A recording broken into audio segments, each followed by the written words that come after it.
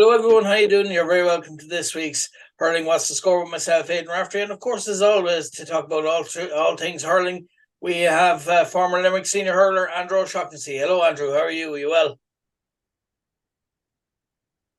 I'm good, Aidan. Thanks yourself.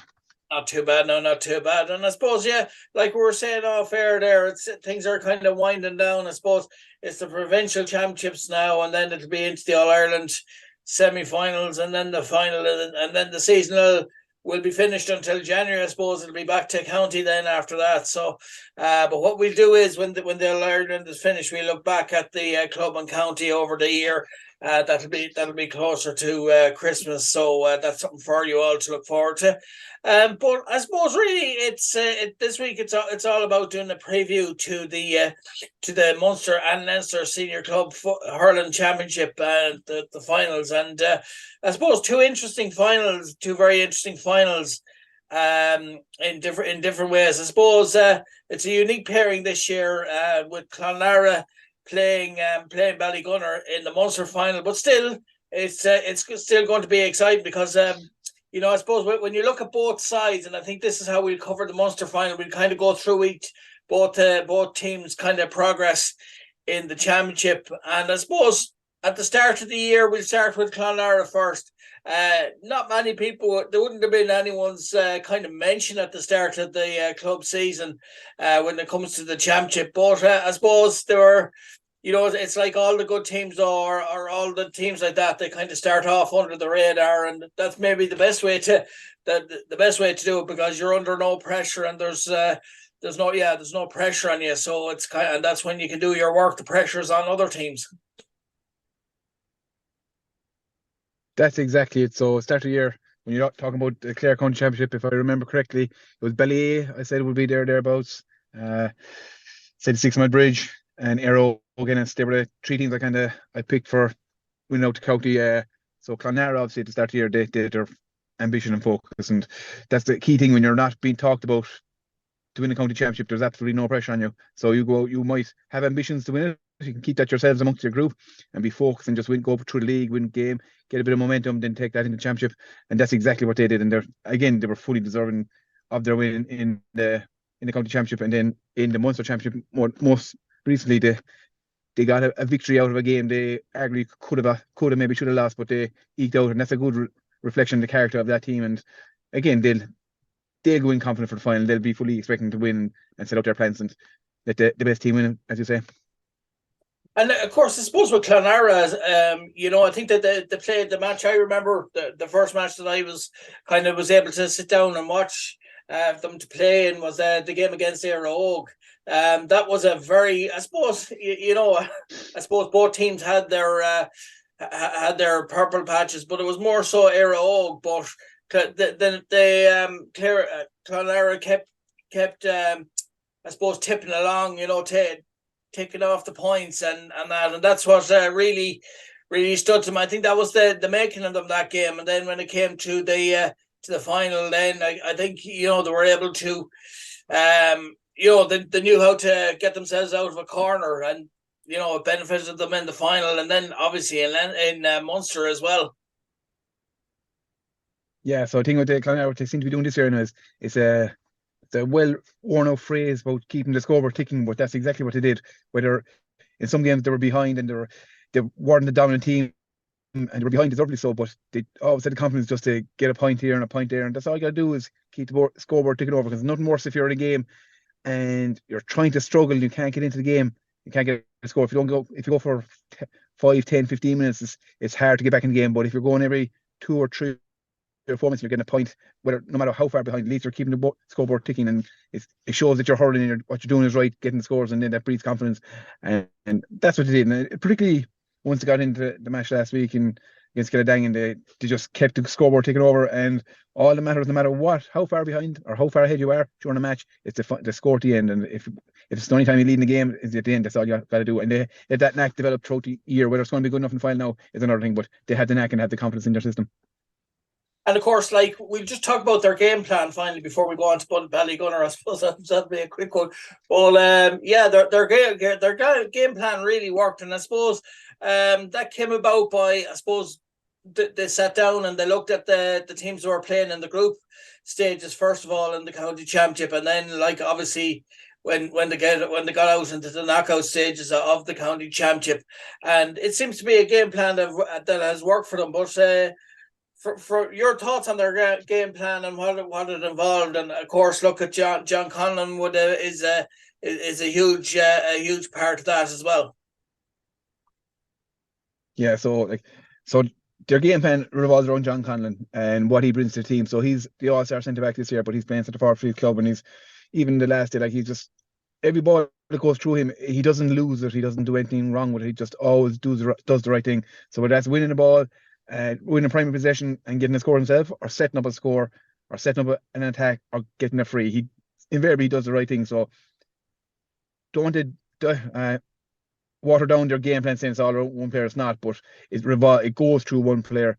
They can hurl. They have a lovely system. They can hurl the ball fast through the lines, get link play, but invariably that link play revolves through the 9 channel or the 11 channel. He hasn't let him down to date, but again, against Ballygunner might be different kettle of fish, because they have proven they're able to stop other teams' game plans just by imposing their own. So it'll be an interesting battle. So I feel if John Conlon gets on top of his own battle, if he wins, if he comes out 60-70% on top, that augurs well for Clonard to win the game. But again, that's a big if. But again, he's an current all-star, so he has the form. So it's a good system. Whether it'll stand up to get the Ballygunner test is another thing. And of course, that brings us on to Ballygunner as well. Look at what can you say about them? I mean, they've won the last 9 or 10 or 11 Waterford County champions, and indeed they've been doing well in Munster as well, and indeed in All Ireland. So I suppose there isn't much you can't cover in that. But I mean, look, they have stars all over the field and huge experience from playing at the highest level, at club level. So like they've well, what can you say? They have a game plan for every eventuality. They might have a set way of playing, but I think with the players they have, I think we've said this in previous podcasts as well. They're able to vary the play as and when needed. When they maybe play the kind of tougher teams, although there's no tougher team to play in Munster than Ballygunner. But you know what I mean? Like it's they're a very tough outfit, and they're able to, I suppose, bring players in from the bench, but also the starting 15 is key. And that they've quality. They can score from anywhere in the field.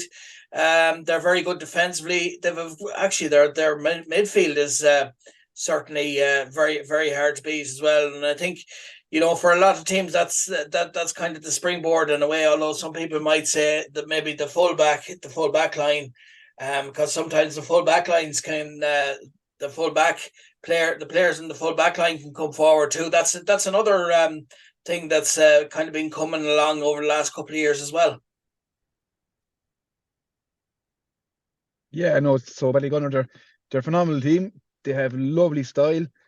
The thing about Ballygunner is that if you go out hurl them, invariably they'll out hurl you. If you go to out muscle them, invariably they'll out muscle you. They can hurl any style, and they can hurl during the summer and they can hurl in the winter, because they're on the road 10 years in a row now at this stage. So every year they've been in Munster Championship, so they know how to get through the rounds. It's a frightening prospect, to be honest. How would you stop this juggernaut? But saying that, so they've won 10 county championships. I don't think I think they might have won 2 or 3 Munsters in that. So it's if you actually be analytical about it, it's quite a poor return for the amount of success they had in Waterford.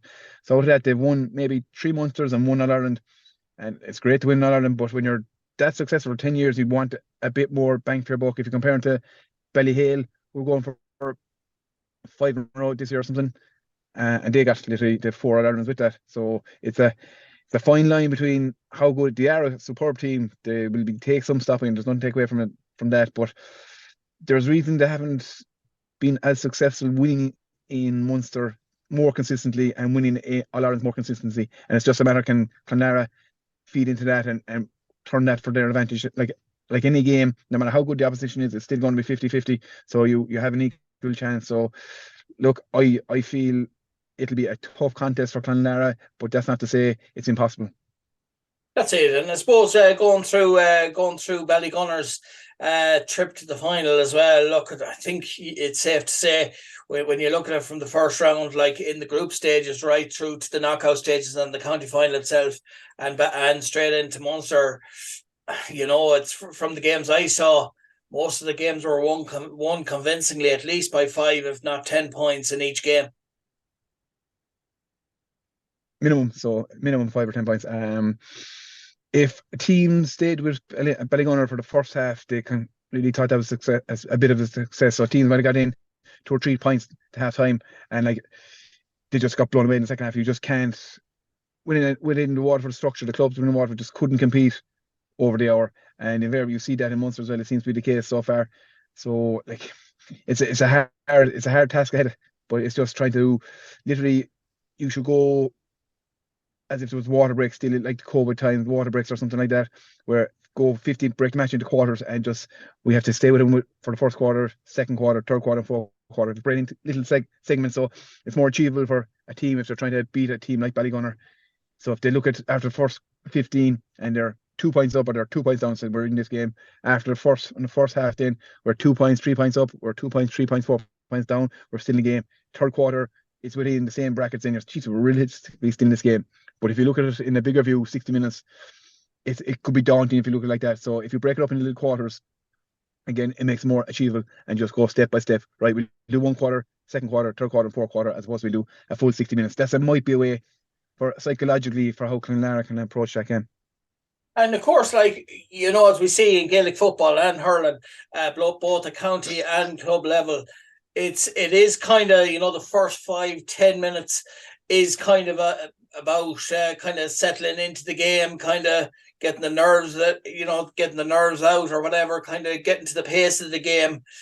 But as we've seen for Ballygunner, there's no time for that with Ballygunner. They just get straight into it, and they get up to the game, the pace of the game more or less straight away. And that's something that maybe Clonlara really have to be ready for, and say, like, they can't turn around and say, okay, right, well, the first game, like you said, you can't say, all right, it'll take us 10-15 minutes to get up to the pace of the game.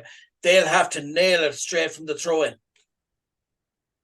Yeah, of course, and you like Ballygunner do that, but you associate it more with Kilkenny teams. Ballyhale, prime example. Kilkenny are the 4-in-a-row team, or your typical example. They'll go for goals early, try to put, if you have any doubt going into a match that this will be up against it in this match, they automatically confirm those doubts by nailing 1 or 2 goals, and you're chasing your tail. So you're automatically trying to get back in the game by getting goals, as opposed to keeping the scoreboard ticking over, as we talked about earlier. So if you go a goal or 2 down, there's no need to respond with a goal. You can respond with a point or a free. Just keep ticking over and just negate them scoring again and just slow them down. But teams like Ballygunner and obviously your Kilkenny teams, that's a trademark and hallmark of their successes. They go for the jugular very early, and just to reconfirm those doubts that you had, those lingering doubts that you might have had, they reconfirm those and they resurface, and then you're on the back foot, and you literally have the match lost already in your head. No matter what you do for the rest of the match, you think it's gone. And like, look, we know, and obviously as a Limerick man, you know from playing in Munster finals and different things like that. Munster finals at county level are very special events, and there's a great atmosphere at them. But I mean, this even though it's a club final. Munster club final, it'll be nonetheless intense. But I suppose looking at both teams in their totality, I suppose there's some very interesting, if both teams line out as you would expect them to, barring I suppose injuries and or suspensions, I suppose, for the rest of the season. But taking the Munster final in isolation, there's some very interesting pairings when you look at both teams.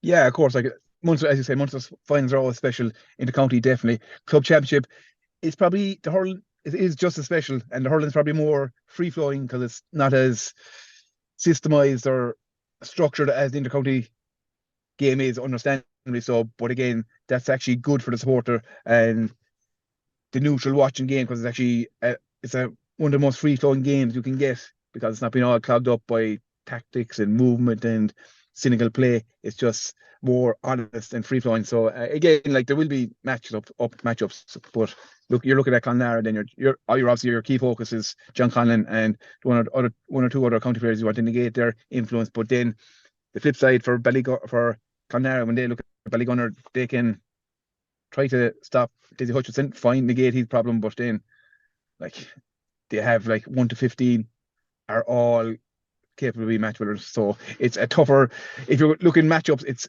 a tougher job for Clonlara to match up with Ballygunner as opposed to Ballygunner matching up with Clonlara, I feel. Yeah, because I mean, if they go out and kind of target Desi Hutchinson, as you said, that'll leave space elsewhere, and it'll give one of the other Ballygunner players space as well. So it's kind of, because we know how dangerous Desi Hutchinson is. But also another thing is, if they're going for goals, I mean, we all know how brilliant their goalkeeper is, how brilliant the Ballygunner. Yeah, so he's going to be very hard. It's very hard to. Yeah, he's a club goalie, but he's inter-county goalie. He stepped away from Waterford 2 years ago to get a break from inter-county structure. He is inter-county standard. He should still be playing inter-county. If he wanted to, he'd still be playing inter-county. He is top quality. So you have teams get one-on-one with a goalie, invariably you're expecting a goal, but when they get one-on-one with Ballygunner, you're saying, Jesus, 50-50. That's how good he is. And even like he contributes a lot from open play as well. When he gets the ball in his hand, he just doesn't drive it as far as he can. He picks out a man. He plays through the lines as well. And I'd be just curious to see how Clonlara set up for their puckouts. Napier were successful for the first 15-20 minutes when they pushed up to stop the return pass back to Stephen O'Keefe. Whether or not Clonlara decide to do that, I'm not too sure. I think they should, because when he gets the ball back, he's driving the ball down 90 yards from 20 yards out the field. So that's landing down inside the full forward line. Whether or not they win it cleanly or not, if it just breaks and creates chaos, that chaos is in front of Clonlara goal as opposed to the Ballygunner goal. That's where teams, I feel, are falling down, where you might have successes pushing up and just trying to eradicate that chance from Ballygunner. But it's easier, again, like all these things is all good in theory, but putting into practice is a different story. And I suppose, look at him as a goalkeeper. He's a gifted goalkeeper. He's a brilliant shot stopper. He's brilliant under the high ball. But if you were to pick out two keepers that he's very similar to, Reece Shelley's distribution has been brilliant, as has Nicky Quaid's, as we mentioned there. We kind of argued that maybe he should have been the All-Star goalkeeper we were saying last week. So with regards to distribution, the three of them will be very similar. The three keepers will be very similar in that sense. The three of them are very good, but their distribution is very good. Reece Shelley, to be fair to him, he was only new in the Tipperary team last year, and I suppose to a certain extent against Limerick, maybe one or two, but the three of them, their distribution is, from play and from puckouts is unreal. They always find a man. They don't. Puckouts are, even when they get the ball and hit it out, there's, puckouts aren't wasted. They always find a man, don't they? Yeah, so like you said, that Reece Shelley, Stephen O'Keefe, even though he's not in the county, you can put him in that category. And Owen Murphy, I'd class the three of them from their puck-out strategy as being near identical. Nicky Quaid, I'd have him on a different stratosphere. He sets his own standards. He is, at the moment, over the last 10, 12 years, he is untouchable with his puckouts. The other three then are extremely, extremely very good. They set up a lot of stuff for their teams as well. So again, it comes down, like, goalkeeping isn't shot stopping anymore. While it's still vital, of course it is vital, a lot of the stuff is restarts as well, and Stephen O'Keefe's restarts, he knows exactly what he wants to do, and not alone does he know, his own teammates know what they want to do, which is vitally important, because no point in the goalkeeper having a plan in his head if no one else knows it. They all can read what he wants to do, and they know where the ball's landing, and that's invariable. So invaluable, because if you're a corner forward or half forward or wherever you're playing, Stephen has the ball and it's going to land in this area, that's an advantage you straight away, because your man doesn't know that. So he's just reacting to where you go. So again, that's a massive advantage for them, and it's something like how Clonlara contractors will be interesting, I think. And of course, look at I think a good one for this final will be if we look back at their game in the semi-final, Ballygunner's semi-final performance. I think they played the Limerick champions, wasn't it? Yeah, Napier. Yeah. Yeah, that that would have been one of their toughest games, I suppose, to date so far, as Limerick teams always are. What were your thoughts on that game? Because that would have been a very interesting game. Yeah, it was like they dominated the whole thing from the start. They were always in charge and in control, but at the same time, Stephen O'Keefe had made a save in the 63rd or 4th minute. And if he didn't make that save, it was a drawn game. In the were 3 points down when theoretically Ballygunner were a lot more than 3 points. Should have been a lot more than 3 points ahead of them because they dominated them. So that's something for Clonlara, a plus for Clonlara, saying they can dominate you, but they kind of switch off to a certain extent when they didn't put the game away. So that might be something both teams are going to be working on. Ballygunner really looking at that saying, we were a lot more than 4 points better than Piercy. We should have made a counter score, but it's all well and good being better and miles better than the team. But if it's not on the scoreboard, there's always a chance to be caught. And they very nearly were against the Piercy, albeit it would have been totally undeserving, but there was still a possibility. So yeah, it's a plus for Clonlara that there's hope. It's also is the hope still there now that it's highlighted in the Piercy, highlighted for Ballygunner to work on. So that's two things that both teams be doing, I think. But I suppose more from a Clonlara point of view than a Ballygunner point of view is, look, they can't afford to. They can't be wasteful from puckouts or restarts from the keeper. They really have to nail the puckouts. But also another thing is they can't afford to give away cheap frees, because I mean the Ballygunner have a very good free taker, and they need to kind of cut down on that, because I suppose with a team of the quality of Ballygunner, you know, when you see how they play and the talent, it's very hard, I suppose, in a way, not to foul them. But I suppose that the key there is, if you're going to foul them, make sure you're not going to that you foul them well away from the goal. Yeah, so nowadays every club team has a high quality free taker, so they'll all be hitting about 85-90% of their chances and goals. So you cannot give away frees. The only time you can give away a free that's acceptable if there's a goal chance on, you have to give away a free then for a point. That's okay. I think the key thing for Clonlara is that there's no problem conceding a goal. That's fine. We don't want to concede them, obviously, but it has to be a well worked. It has to be the neutral has to be looking in and go, God, that's a good goal. That's a great goal. You don't want it, that was a soft goal. You want it to be, if you concede a goal, it has to be a good goal, as opposed to a really soft from your own mistake or something that your defender was lazy. He could have done something better and he just didn't. And from just losing focus or concentration, and he allowed a man in behind on his own.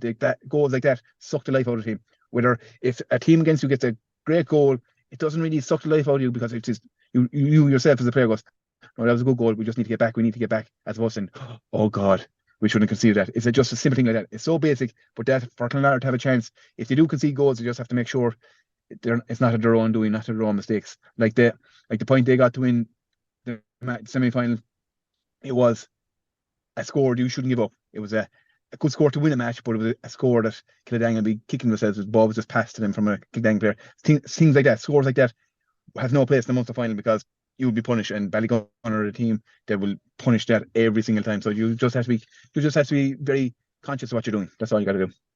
That's it. And moving on to the Leinster final, an interesting pairing, O'Loughlin Gales versus Na Fianna of Dublin now, and this is a very interesting final. And I suppose it's good to see Dublin team getting to a Leinster final. It's going to be a very interesting final, but it's very hard to look beyond. The Kilkenny champions. At the moment, they've had a good and look, the Ballyhale Shamrocks in the Kilkenny County final. But I suppose even with them coming from a purely hurling county, it's still a Leinster final, and it's up for grabs. And I suppose the pressure is off Na Fianna to a certain extent, so that allows them to express themselves and play in the hurling that they know they can do. Yeah, and if you compare the two provincial finals, so you have the Munster final, Ballygunner are the clear favourites without question, and then the Leinster final, O'Loughlin's are favourites. That's the way it is. They're not clear favourites. So there is, in itself, they're a lot closer than Fianna, and O'Loughlin Gales are a lot closer than the other provincial final when you compare it just like that. O'Loughlin's had a great victory over Ballyhale. They won Kilkenny, fantastic, but obviously they want to go on because they know there's history showing when O'Loughlin and Ballyhale have won Kilkenny, they've gone on and won, invariably won Leinster and All Ireland, so they know they have the quality and the standard to go all the way. But knowing that and doing it are two different things. And Na Fianna have absolutely no pressure whatsoever. Again, at the start of the year, we didn't mention Na Fianna at the start of the year because we didn't feel they were of that quality just yet. But they went about their business on the quiet. They did everything with the last end. They performed well and thoroughly deserving winners. And again, they had a good win in the semi-final as well. So they are there on merit. And when you're there on merit, you always a chance. Again, like any games, I just said, it's 50-50. They won't take one iota about the opposition. They won't worry that they're from Kilkenny. They'll go out and just focus on what they can do right. And if they do that, like I will not, like if I see the results on Monday morning, I see Clonlara win and Na Fianna win, I'll be kind of more surprised by the Clonlara win than Na Fianna win, if that makes sense. Yeah, that's it. And I mean, you know, when you look at Na Fianna as well, you know, both Na Fianna and O'Loughlin Gales have county lads on the panel, and you know, I suppose it'll be interesting to see the pairings in this one as well. I suppose some people would argue maybe not as interesting as the Munster club final, but still, it's still going to be a very good game, and you know, there's it's going to be interesting. I suppose if you look at both teams' game plans, what are your thoughts on each of their game plans? I should look at Loughlin Gales' plan is the well-worn. Kilkenny game plan is physically dominant, work the ball, take your goal chances, take your points, but if there's a goal on, like a Kilkenny team, if ever they have a chance, an option, a definite point or a 70% chance of a goal, they'll invariably try to get the goal. And that's what sets the Kilkenny teams apart. And O'Loughlin's are no different. So Na Fianna just have to counter that and just be capable of that. But again, with Na Fianna, like, they have county players that you and I might know because they're Dublin. We don't pay as much attention to that as opposed to like Limerick or Tipperary or Cork. We all know those players, but they'll have county players that will stand out, and everyone in Dublin knows about them, but we might know about them. So, and they'll have, more importantly, they have underage, under 20s that we definitely wouldn't have heard of. So they have quality in abundance on their team and on their panel. So I think of the Leinster final the last couple of years, this is the most evenly contested Leinster final is going to be. It's really 50-50. There's no question about it. So the matchups again would be key. You'll match your county players up against your county players, or try to put your county player out to wing to avoid matching up with you, give them more space. But they'll be attractive to each other. So it'll be interesting. I think O'Loughlin's they're the form team, they're the favourites. But again, Na Fianna have form of their own, and it's always an advantage sometimes going into a match when you're underdog because you have no pressure whatsoever, especially if you're an underdog from Dublin. Because like the way Coola won the All-Ireland, they were underdogs and no one kind of paid them the respect they deserve, and they went down and won All-Ireland, and deservedly so. I wouldn't be surprised if something like that happened with Na Fianna again this year. That's it, and of course, you know, whoever wins each of the provincial finals as well. You know, when it gets to the All Irelands, then it's going to be interesting to see who gets St. Thomas's as well. That'll be another interesting thing, and who have the fourth team then to make up the All Ireland semi-finals as well.